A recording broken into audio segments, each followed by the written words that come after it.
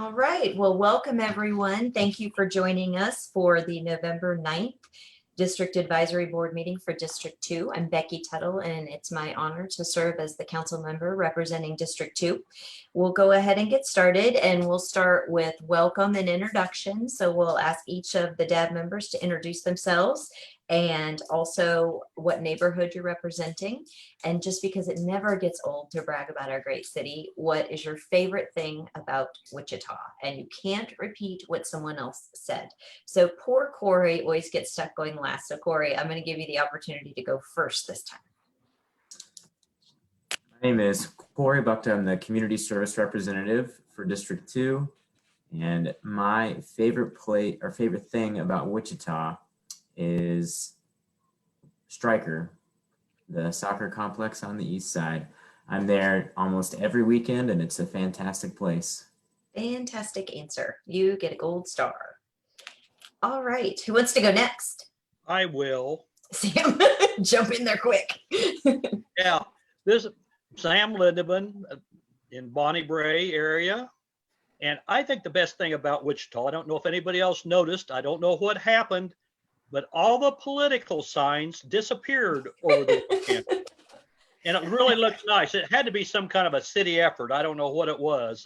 No, it's a requirement. They're supposed to come down 48 hours after the election. It never happens though, not like this. Yeah, It was up. There's still a lot out there. And I will tell you, I tracked where all mine were so I could go back and pick them up.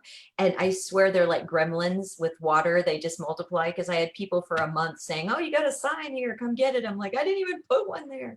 So that's a good point. All right, who wants to go next? I will. This is Tracy. Oh no. Who was it? It was Janetta. You go, Tracy. You were the first on, so you deserve it. Okay.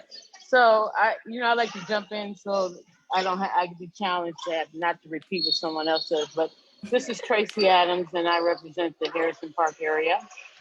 What I love about Wichita is I love our weather. All right. How about Janetta? You want to go next?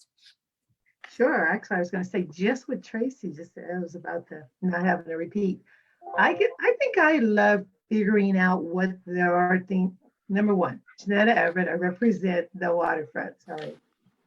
And I love Wichita. Things like currently Exploration Place has become one of my favorite go-to places because it is so educational. And at this time, with everybody being educated from home and screens, it's still an opportunity for kids to go out, socially distance, and learn something. So I'm learning how much there is to do, more to do when you think you have nothing to do. Oh, good point. Well said. Well said. Who wants to go next? I will. I'll go. Oh, go for it. I'll go, Becky. It's Alicia. Hi, Alicia. Oh, sorry. Okay. Good evening, everyone. Oh, Everybody gets a turn. You go, Alicia. Alicia. Okay, sorry. My internet connection's not very strong, so I apologize. Alicia Sanchez, Sycamore Village. And my favorite thing is all the green spaces that we have. So I know that's so broad, but with the beautiful weather we've had, Declan and I and my spouse have been able to be outside quite a bit and just enjoying it. And it's nice to be able to be outside and not stuck inside. Very nice. Nancy, I think you were next. Yeah, so Nancy Loosely, representing Hartmore Fairfield Estates. I think one of the things I love about Wichita is the food and just the variety of food. And I think one of the best things out of this whole pandemic is a Facebook group that's all about local establishments. And so it's been so much fun to see all the love for the local restaurants and just how they've turned around some from closing. So I just love the variety. That's awesome. Great answer. All right, we got a few more. Who's next? I'll go next. Tyler York. I'm representing the Sierra Hills HOA. My second meeting. I'm glad to be a part of the board. My favorite thing, and I wanted to get to it before anybody else could, I love the lack of traffic in the city. Sometimes on our commute, we might get frustrated, but I feel like it's nothing compared to other major cities in the US. So that's what I love about the city. That's awesome. I try and throw in data or like statistics when I can just to be helpful. The average commute time in Wichita is 17 minutes. The average commute time during rush hour is 17.5 minutes, which is really unusual for a city our size. So great job with our public works team and our Wichita Area Metropolitan Planning Organization for creating such great infrastructure for us. All right, who's next? Got a couple more. That's me, Nazir Jasri, East Kellogg Business. The best part about the town at this time is continuous road improvement. They're just fixing the roads here and there, little here, little there, just making it easier for everybody. Nobody likes cones, but it gets better afterwards. Actually, I love orange cones and cranes. Means progress. Yep. All right, I think Chris, we haven't heard from you yet, and Steve. Yeah, Chris Broderick, Northbrook neighborhood. And one of the best things I like about Wichita is all the trails and paths that are out there to go walk. I know someone mentioned the green spaces, but specifically the trails. I live real close to the Chisholm Park and Great Plains Nature Center, and you can go there every day and it's something different. So it's just to get out and walk around and see the areas is great. Fantastic, thank you. And I think last but not least, Steve. Well, Tyler stole my traffic thing because I've been traveling to Kansas City weekly on business, so it always reminds me how nice the traffic is. But I'd say secondly, which is all the progress that Wichita is making, not just downtown, not just the splash parks and everything, but just kind of as a whole. You know, it seems like I know for a long time, Oklahoma City, Tulsa, et cetera, seemed like the people, they were passing us by. And it seems like it's kind of our time now, you know what I mean? And so that's, like you said, seeing cranes and cones can be exciting to the part of that. I feel like Wichita, I think there's a lot of people now that want to see Wichita grow and prosper, and they're in the right positions now to do that, you know? Yeah. Great. And Dee and Faith, I don't see you on. Did you join and I missed you? Okay, I don't see. Sorry, I was saying I haven't seen them. Okay, we still have a quorum, so we're fine. As I mentioned, I'm Becky Tuttle. My honor to serve as your city council member. And I'm going to say my favorite thing about Wichita is the concerned citizens that we have, just like y'all. I had an opportunity to do a podcast with Bike Walk Wichita last week, always reaching community members, reaching out, plastic bag task force, you name it. And it just always really sometimes almost renders me to tears that people just care about our city so much that they're willing to give their personal time away from their family and friends to be able to just be part of making it better. So that's my favorite thing. I am truly, truly humbled when people take their time to help make Wichita better. Well, thank you, everyone. We'll go ahead and get started with the rest of the agenda. The next thing is to approve tonight's agenda for November 9th of 2020. I would entertain a motion. So moved. Thank you, Janetta. A second? I'll second. Okay, thanks, Sam. All in favor, say aye. Aye. Anyone opposed? I Abstain. I was Okay. absent. Yep, thanks, Nazir. Appreciate that. Next on the agenda is the approval of the minutes from the October 12th. So Nazir, we're doing the agenda. You don't want to abstain from the agenda, do you? You want to abstain from the minutes, right? You are correct. Yes. Okay, so you're okay with the agenda? Yes. Sweet. So this next one you'll abstain from. So the next one is approval of the minutes from October 12th of 2020. Corey sent them out. Hope everybody had a chance to review. I would entertain a motion to approve. So moved. Move. This is Tracy Adams. Okay, Tracy, thank you. And Janetta's going to second. All those in favor say aye. Hi. All those opposed, nay. And I bet we have an abstention. Yes. All right, thank you very much. We don't have any scheduled items to this evening. Is there anybody who's joining us this evening that has an off agenda item? Anybody who wanted to make any comments to the group? Fantastic, seeing none, we'll move on. We'll go into staff reports. So fire department.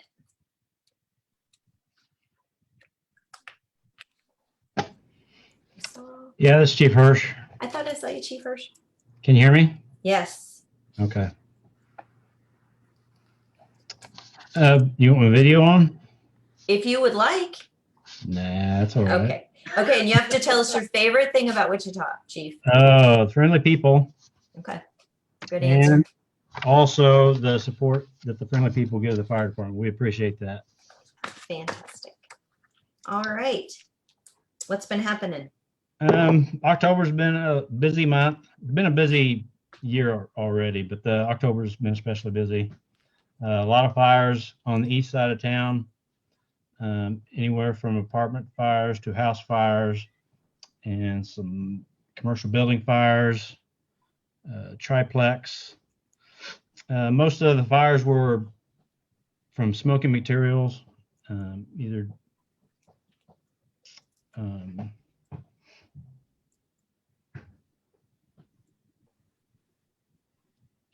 either disposed of improperly or just a lack of awareness what they're doing with them. Then there were several kitchen fires, and then a couple homeless or vacant places that were ignited by homeless people. And the dry, windy conditions sure didn't help us. So we just want to remind everybody to be careful with their cooking outside, or fire pits and stuff like that outside when it's dry and windy like it has been. When we get some rain, it'll help us out, but these dry, windy conditions aren't helping us at all. That's really all I had, unless anybody's got any questions. Questions? I'll just put in a shameless plug. I know it was last week, but with daylight savings time, one of the things we always remember to do at the Tuttle household is when we change our clocks, we also check our batteries and our smoke detectors. So if you forgot to do that, in addition to fixing your clocks, still a good time to do it. Yeah, and I would say just not just check them, but go ahead and change the batteries. Okay. too. Good point. Well, thank you, Chief. Thanks for joining us this evening. Please stay safe. Thank you. Okay, take care. How about for community police report? Yeah, I'm here if everybody hears me okay. Yeah, great, perfect. All right, I'm Officer Snyder. I work at north side on 46th beat. Couple things before I guess I tell you my favorite thing so far right now is probably the pickleball course. I kind of found a new hobby. Nice. So tried doing that a couple times last week, and it was pretty fun. So do you go to the city parks? I have been to a couple of them now. So Nice. It's kind of nice they've sprouted up, and they're kind of everywhere. So they're a lot more accessible than they were just probably even a couple months ago to a year ago. So it's kind of nice. Good to know. So in regards to kind of the north side area, one of the things we did have done, we had some no parking signs installed in the 36 and the Rock area. For those of you that are not familiar with that, it's just kind of over by the Joann's off of Rock Road there. Yeah. We had a lot of semis that were parking in that area. So we were able to get a hold of Public Works or traffic engineering and have those put in. So a lot less traffic in the area now. So there's not a whole lot of safety concerns as there once was. Scroll down here. Larcenies are still kind of a big issue in this area. That's just because of all the commercial issues. Patrol North did do a special assignment here about a month ago. We were able to target a group that was hitting a lot of the larger retailers. So over a course of about 2 weeks or so, we were able to figure out who they were and set up a kind of a sting operation for them. And when doing that, we were able to recover $14,000 in stolen merchandise that we could actually track. So that was a pretty good, great job. Yeah, pretty good recovery there. The big other thing is going on, of course, it's getting to be colder again, and burglaries are up a little bit, as well as larcenies to autos. Just make sure everybody again is locking their car doors, not leaving things inside their cars. We had a couple of houses that were hit last week or 2 weeks ago on West Side, and one was actually hit twice in like a matter of 3 days because they had again continuously left their car unlocked and left stuff inside. So again, just please be a reminder to not do that lock your doors and keep everything inside your house out of sight, out of mind type of deal. We did a homicide at Stryker Field. For those of you that didn't know anything about that, we did have an arrest from that. We were able to pick up the suspect here in Wichita, Kansas. He was traveling to and from Garland, but we were able to pick him up here. It was believed to be made possibly gang related. I don't really know the circumstances right yet. They haven't come forth with everything yet. But the two individuals that were involved were acquaintances, so it wasn't a random act of violence. And it didn't really even have anything to do with the football games that were being held there. It was in the parking lot, but they have since suspended those football games because of that and some other issues. I don't know if anybody's familiar with John Williamson. He's a homeless individual, kind of circulates around kind of the north side. We've had some issues with him. Nothing big. We try to get him some help. He is adamant about not getting any help. He lives in a white van. A lot of times he'll be parked in some of the commercial areas. So if you run across him, we can't find him again. But if somebody sees him and it's a white van that's kind of broken down, like in a Econo van, just give us a shout because we're trying to get him some help and assistance. So far, he's been pretty resistant to any assistance that we've given him, but we're trying to get him some help. And you say reach out and let you know. How should people let you know? Just call 911 and just Okay. let us know that he's out there, or you can contact me via my email or contact me at Patrol North. Okay. Just let me know kind of where he's at so I can try to reach out to him again and see if we can get him some help. That we have had some panhandlers up there at the K96 area, but he's the one that doesn't seem to really want any help from anybody, and he's kind of resistant to going into a homeless shelter or anything like that. So we're trying to do what we can to get him some help, but like I said, he's pretty resistant. Elections came and gone really without any issues. We did have some citizens that received some texts in regards to possible violence that was supposed to happen after the elections were tallied. Most of those looked like they were from spoofing phones. So they were cloned or somehow somebody was able to get a hold of a active phone number and spoof that. The text went out when nothing else happened. And we weren't able to track down any suspects in regards to that at all. And the last thing I really have on my plate here is the license plate readers. I don't know if anybody's seen the news, but we are putting some license plate readers in some of the higher crime neighborhoods on the north sides and the west sides as well. And they're basically going to track data. They're going to track the data of when the time and the date those plates are seen going through that area. And it kind of benefits us for solving some crimes, so we can put 2 and 2 together when those vehicles were in regards to if they're involved in any incidents or not. But other than that, that's basically all I have for tonight. Thank you. Any questions? I have a question, Chris. Officer Snyder, and sorry, Chris Broderick. I noticed on the Nextdoor app, people were talking about those no parking signs there on 36th Street. Mhm. And I just had somebody had reached out and asked about where trucks could park. Somebody claimed that some of those trucks were owner operators that just have nowhere to park, and they park like 20 miles out of town and then come. Yeah. So it just raised a question of like where, that obviously was creating a safety issue for people coming in and out of those commercial areas. But I was just curious, it just raised a question in my mind, like where can people park large trucks and trailers? That is a good question. I know a lot, sometimes those people, I know a couple of them do stay like at the Comfort Inn. So they've had to clear out some of their parking stalls, I think, especially on the west side to alleviate that. So those trucks can park in there. I've seen 1 or 2 of them doing that. But in regards to around town, there's been a lot of restrictions on that. I know Walmart went through a whole legal lawsuit in regards to not allowing them to park in their lots for various reasons. They've had problems with disturbances and other issues. Basically, anywhere there's not a no parking sign, they're technically able to, as long as it's not considered a residential street. So residential street is anything basically in the residential area you can only drive 30 miles an hour in. So up until that point, that area there was considered a commercial street and still is, but it's just on a no parking area now. But anywhere that would be considered a commercial street or anywhere where there's side parking access, they should be able to park at. And only thing is with them, it's going to be probably a little further away from the Comfort Inn now or the Super 8 for them to park. So.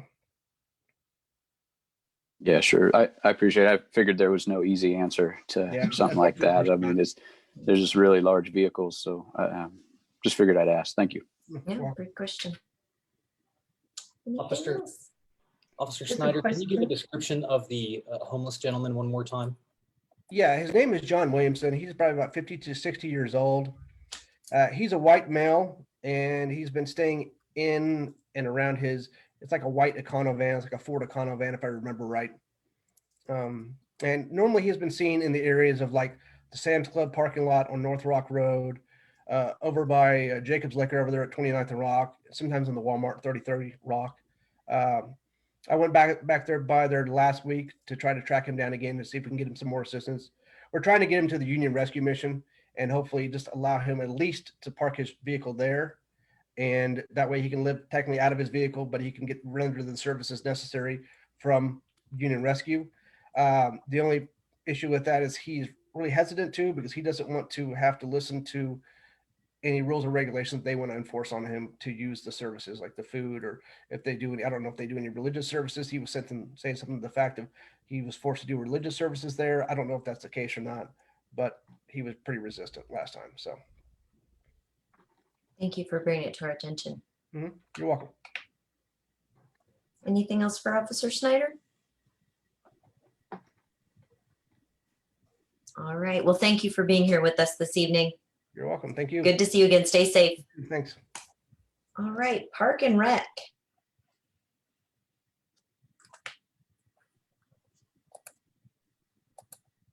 Did we have anybody from Park and Rec tonight, Corey? I haven't seen anyone. Okay. And I saw Savannah. Savannah from Wichita Public Libraries. Hi, everyone. I'm Savannah Ball. I'm the branch manager at the Rockwell Branch Library. I have just a couple things about the library to share. We're going to start socially distanced technology classes at the Advanced Learning Library this month. There's very limited seating available there, so you can visit our website to register for those classes. We are once again partnering with the Greater Wichita YMCA to offer the Cooking Matters series beginning Tuesday, December 1st and running through January 12th. And the virtual series helps families learn to shop for and cook healthy meals on a budget. And those classes will include cooking demos and budget-friendly meal ideas. And residents can sign up for one or all of the classes, but if you attend 3 classes in the series and complete a survey, you get a $20 grocery gift card. So that class is for adults. And you can also visit our website to register for that one. November is Kansas Reads to Preschoolers Month. So that's an initiative that's aimed at promoting reading to all Kansas children from ages birth to 5. And it's a statewide program, and parents, librarians, and caregivers are encouraged to read the chosen title to their young reader. This year's title is Groovy Joe Ice Cream and Dinosaurs. It's by Eric Litwin, and it's available for free through Scholastic Bookflix. And then if you tune in on Sunday, November 15th at 6:30 on the library's YouTube channel, we'll be having a special Sesame Street like video featuring educational activities from our youth services librarians. So you can learn more about that at wichitalibrary.org/pre-K. And then finally, the library and our community partners have rescheduled the NEA Big Read for January 9th through February 21st. So it will be a mostly virtual program and will feature programming based around this year's book. Our virtual kickoff celebration will be broadcast on KPTS Channel 8 on Saturday, January 9th at 2:30. And it's also going to be available to stream live on KPTS's website. And the kickoff will get viewers in the spirit of this year's Big Read and also have information on how you can get a free copy of this year's book. Awesome. Any questions for me? Always so much going on at the library, Savannah. Yeah, there is. Okay, thank you guys. Thank you, Savannah. Have a good evening. Thanks. All right. And Corey, we need to make a motion to receive and file, correct? I would entertain a motion to receive and file the staff reports. So moved. It was Nazir? Yes. Okay, second. I'll second it. Thank Chris. you very much, Chris. All those in favor say aye. Anyone opposed?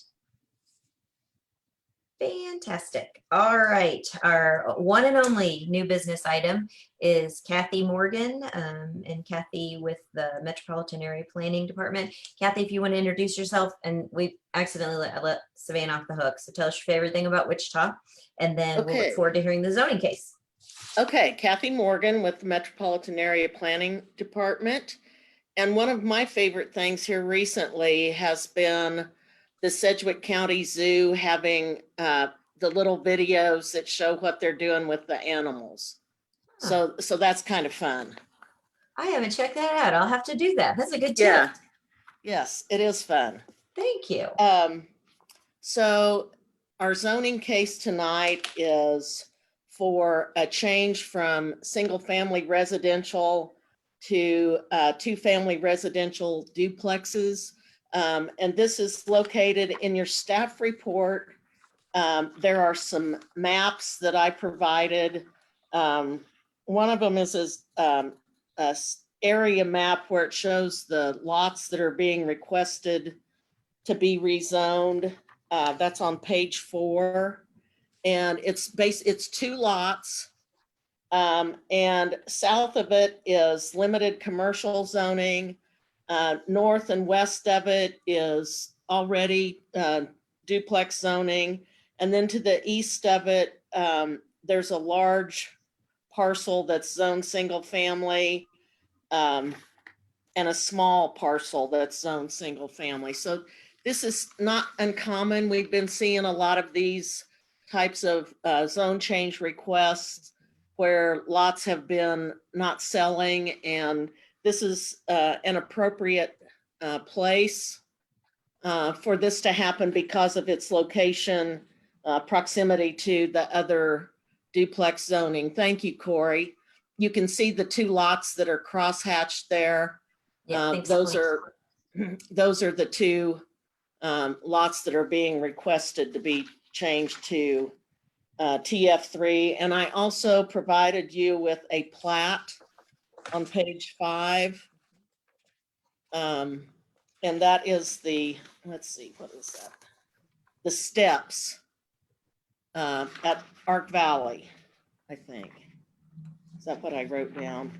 Well, I'm losing yes, the steps at Ark Valley. And so staff is recommending that this zone change does meet like well, basically our infill guidelines. We're trying to get residential to be a little bit more dense where it's appropriate.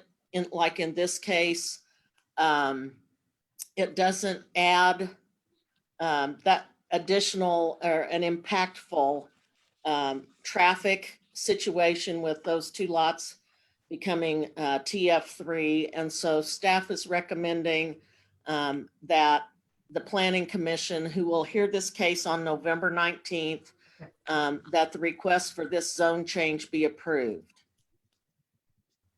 And I'll answer any questions. And before any questions, just in case this helps, I have had no one reach out to me regarding this. I haven't had anybody have any concerns or share any issues. So I always like to mention if we've heard from community members who are in the adjacent properties, and I haven't heard anything. Yes, and those public notices were mailed out. So I've had some phone calls on other cases that are coming up on the 19th, but I have not heard anything about this specific zone case or heard from anybody about it. Fantastic. Thank you for the overview, Kathy. Anybody have any questions for Kathy? Catherine, when was the notice mailed out again? Do you know? It would have been mailed out Friday, and that would have gone to all property owners within, let's see, how many acres is this? It's less than an acre, so it would have been mailed out to all property owners within 200 feet radius of the application area. Okay, thank you. Any other questions? Yeah, this is Chris. I have one. Can you Sure. clarify? You mentioned to the south is zoned commercial. Yes. When I look at that map, I see like another cul-de-sac there. And just to clarify, when you say south of there is commercial, you mean on the like south of that other cul-de-sac? Corey, can you go back to the page 4 map?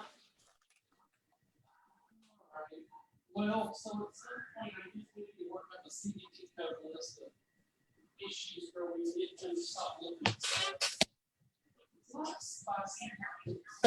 So for whatever reason, Chris, when this property was platted, those lots that are red are zoned limited commercial. I'm not showing that there's any restrictions on what those uses can be other than uses permitted by right in limited commercial. So this was done as part of the platting process by the developer of that subdivision.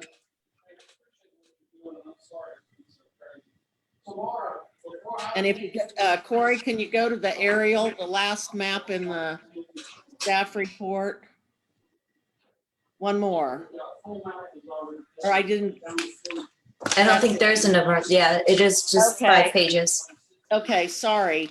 If the aerial indicates and our aerials in GIS are pretty up to date.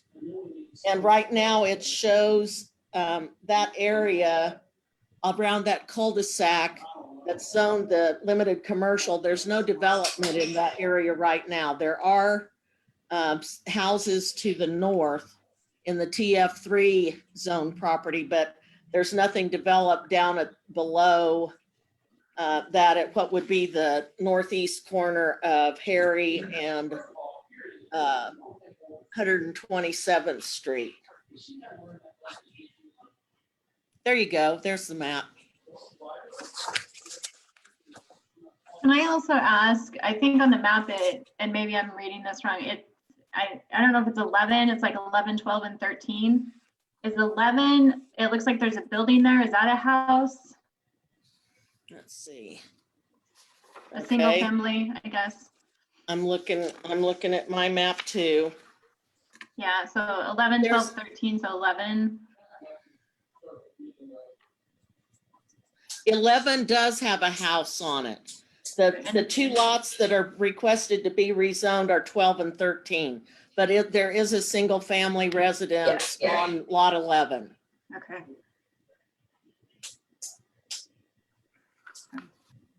But again, you haven't had anybody reach out to you with any issues or concerns, right? No phone calls, no Yeah. emails, nothing like that. I have not either. Is there a sign posted on that area? The sign is required by planning department policy to be posted 13 days prior to the planning commission hearing meeting. And so that 13 days will probably begin Friday. I think it'll be after so they would have received their public, their mail out notices before the sign has to be posted. And I haven't been by there to see if the applicant has posted any signs at that location.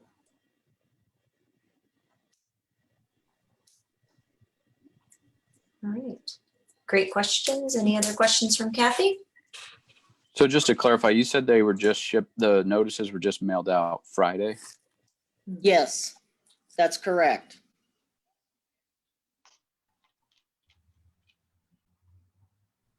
So it could be that questions or concerns could still come in at this point if they were just recently mailed.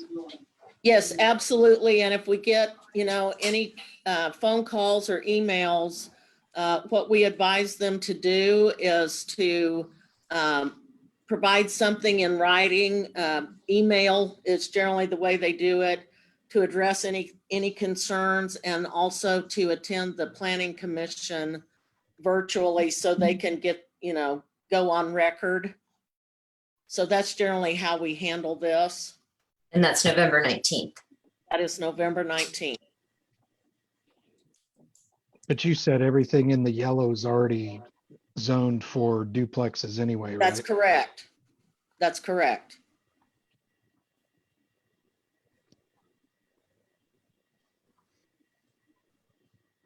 No, I appreciate. Yeah. No, I was just gonna say I appreciate the answers. I'm looking on my phone as well, and I see it is kind of full of duplexes. I'm just trying to learn more about the process and all the information and how it goes out and stuff. I do just think the commercial rating on that other cul-de-sac is kind of awkward and kind of raises questions, but that's not for this conversation. So appreciate all the information. Thank you. Very welcome. And Kathy, I always appreciate one of the things that y'all do is in the recommendations, there's 9 golden rules of cleaning, and you always try and address as many of them as you can as a guide for us. And as Chris mentions, to learn, none of us are planners, right? So lean into the content and expertise of staff. So I always appreciate you make it easy for us to understand and answer questions really well. So thank you, Kathy. You're welcome. And just as a reminder, there's another opportunity to get an official comment, and that is the 14-day protest period after the planning commission. So anybody within that area in the neighborhood, it doesn't necessarily have to be within the 200-foot notification area, can file a valid protest petition with the city clerk's office. And if anybody has questions about that, they can email or call the planning department. And that does happen once in a while. Yes, it does. Any other questions for Kathy? I would entertain a motion if anyone feels ready to do so. Motion to approve. Motion to approve from Nazir. Thank you, Nazir. A second. I will second. Thank you very much. All those in favor say aye. Aye. Anyone opposed? The dog is opposed? No, I'm just kidding. Fantastic. Thank you. Kathy, thank you for being here this evening. Yes, thank you. You guys have a good holiday. Be safe. Yeah, thank you. Appreciate your time. All right, so we're getting ready to adjourn, but I just want to thank you all very much again for your service and your willingness to be a part of the District Advisory Board for District 2. Always reach out if you have questions or comments or need anything. The other thing I would just remind everyone is please make sure you're continuing to wear your mask. I know that we're all getting a little tired of it, but it's still really important. And one of the best ways that we can keep our businesses open and our kids in school is to make sure that we're wearing a mask and socially distancing, and then wash your hands frequently with soap and water. And if you have to cough, hopefully you have your mask on if you're around someone, but still cover your cough. Any other comments or questions from the DAB or anything for the good of the order? I was telling you at the beginning of the call, I found out today my COVID test was negative. So I'm super excited about that. Yay. But I will be quarantined until November 18th. So if you have time for a phone call, funny meme text my way, I'll be looking for some entertainment to keep myself from going a little stir crazy. So thank you all and appreciate you being here. I would entertain a motion to adjourn. I'll make that motion. You go, Sam. I'll All right. second that. Janetta, second that. All those in favor say aye. Aye. Anyone opposed say bye. Aye. We'll see you on December 14th. And thank you, Corey, for having everything set up as you always do. Take care, friends. Talk to you soon. Bye. Bye-bye. Bye.